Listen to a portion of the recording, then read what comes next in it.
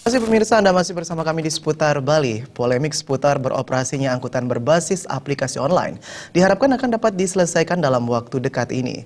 Dengan dikeluarkannya Peraturan Menteri Perhubungan Nomor 32 Tahun 2016, perusahaan transportasi berbasis aplikasi online dapat mengurus persyaratan yang ditentukan sehingga dapat beroperasi secara legal. Masalah angkutan berbasis aplikasi online dengan angkutan konvensional bukanlah perang teknologi, melainkan persaingan bisnis yang tidak berimbang.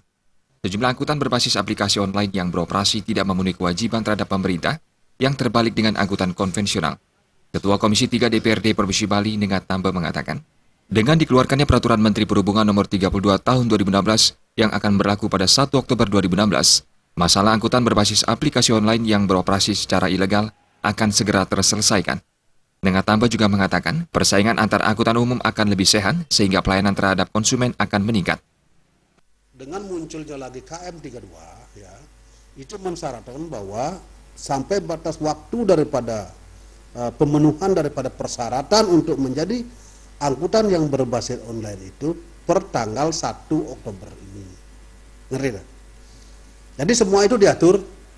Kalau memang sudah berbadan hukum, dia menjadi satu kesatuan badan hukum, ya, artinya menggabungkan diri beberapa pengusaha ini, ABC ini, dia menjadikan satu dirinya menjadi koperasi, menjadi PT, itu oke.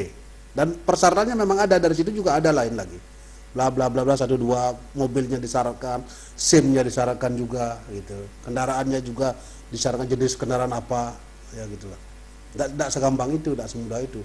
Nah, dari seluruh itu, kan ini tengah waktu udah lama ini, ya, ribut-ribut kita masalah transportasi online ini sudah cukup panjang, gitu. Kalau keluarlah KM32, KM32 itu ribut ini tuh harus diselesaikan per tanggal 1 Oktober. Dalam Peraturan Menteri Perhubungan Nomor 32 Tahun 2016 disebutkan, perusahaan transportasi berbasis aplikasi online harus memiliki izin penyelenggaraan angkutan orang dalam trayek serta berbadan hukum. Agus Cahaya dan Alit Setiawan, Bali TV. Universitas Dianapura Undira mewisuda 234 lulusan